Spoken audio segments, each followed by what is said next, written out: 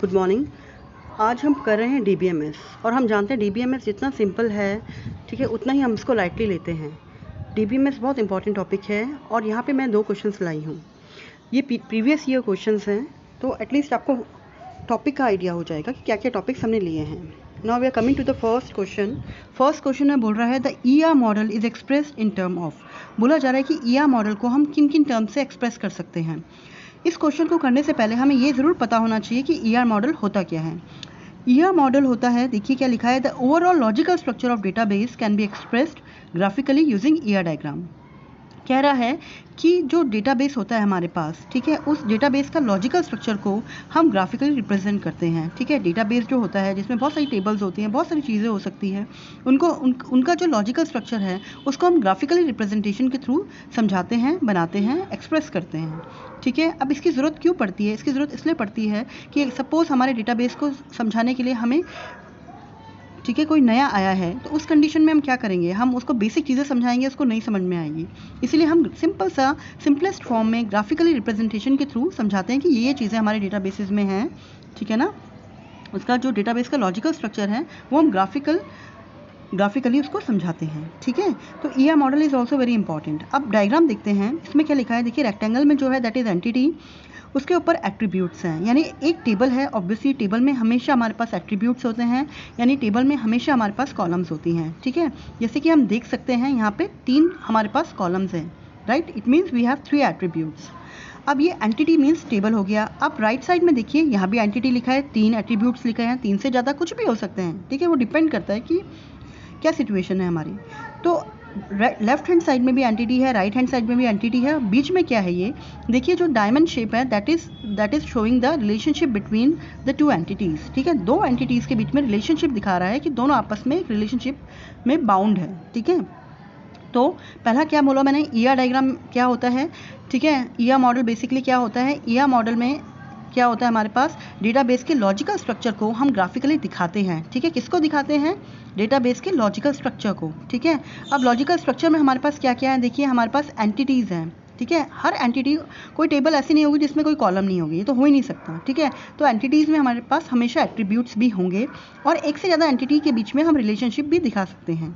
ठीक है, तो हमें क्या क्या टर्म्स पता चली, एंटिटीज़ पता चली, एट्रीब्यूट्स पता चले और रिलेशनशिप भी पता चली। वैसे तो बहुत सारी टर्म्स हैं, लेकिन इस क्वेश्चन के हिसाब से हमारे लिए इतनी ही काफ़ी है। अब ज़रा देखिए, अब क्वेश्चन में आते हैं। क्वेश्चन क्या कहता है, the ER model is expressed in term of. ER model को हम किस टर्म में एक्सप्रेस करते हैं? ठीक है, फर्स्ट ऑप्शन है एंटिटीज़, ऑब्वियसली। ठीक है ना, एंटिटीज़ तो होंगी ही होंगी। सेकेंड देखिए क्या लिखा है, the relationship among entities, obviously here we have 2 entities and we are showing the relationship between the entities. ठीक है, तो सेकेंड भी ट्रू है क्योंकि सेकेंड बोल रहा है कि एंटिटीज़ के बीच में रिलेशनशिप होता है। ठीक है, थर्ड कह रहा है the attributes of the entities, obviously entities जो होती है उसके साथ साथ एट्रीब्यूट्स भी होते हैं, तो ये थर्ड भी सही है। फोर्थ कह रहा है फंक्शनल रिलेशनशिप, हमने कुछ फंक्शनल रिलेशनशिप टाइप का नहीं पढ़ा है, इसलिए फोर्थ इज़ इनकरेक्ट। ठीक है, तो हमारे पास क्या क्या चीज़ें आई हैं, हमारे पास फर्स्ट आया है, सेकेंड आया है, थर्ड आया है, तो D is the correct answer. ठीक है, अब we are coming to the second question. Second question कह रहा है a function that has no partial functional dependency. देखिए functional dependency is also very important as far as your any competitive exam is concern. ठीक है, functional dependency हमेशा आता है 1 NF 2 NF। ठीक है, आपको फंक्शनल डिपेंडेंसीज दे रखी होती है, आपसे पूछा जाता है कि भाई ये किसको बिलोंग करती है, ये 1 को करती है, 2 को करती है, 3 को करती है, 4 को करती है, ये BCNF को करती है, कोई सा भी आपको दे सकते हैं। ठीक है, तो ये क्वेश्चन भी मैं लाऊंगी और ये क्वेश्चन भी आप जितनी प्रैक्टिस करोगे उतना कम है और बहुत सिंपल है। ठीक है, यहाँ पे तो वो सिंपल क्वेश्चन पूछ रहा है, यहाँ पे वो आपसे पूछ रहा है a function that has no partial functional dependency. ठीक है, नो पार्शियल फंक्शनल डिपेंडेंसी की अगर बात करें तो 2 NF होता है। ठीक है, पार्शियली डिपेंडेंसी नहीं होनी चाहिए। ठीक है, वो कहता है हमेशा 2 NF।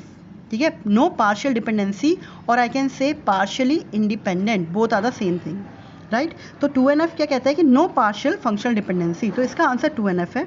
लेकिन मैं आपको एग्जाम्पल के थ्रू भी समझाती हूँ। यहाँ देखिए मैंने क्या लिया है, ABCD 4 एट्रीब्यूट्स, यानी ABCD मेरे पास 4 कॉलम्स हैं जिनमें AB जो है मेरे कैंडिडेट की है, इसके थ्रू मैं सब पे पहुंच सकती हूँ। ठीक है, तो A B मेरी कैंडिडेट की हो गई, तो A को मैं अलग और B को मैं अलग लिखूँ तो दोनों प्राइम एट्रीब्यूट्स होते हैं। जो कॉलम मेरी कैंडिडेट की बनाती है उसको मैं अगर अलग अलग लूँ तो वो प्राइम एट्रीब्यूट्स होते हैं।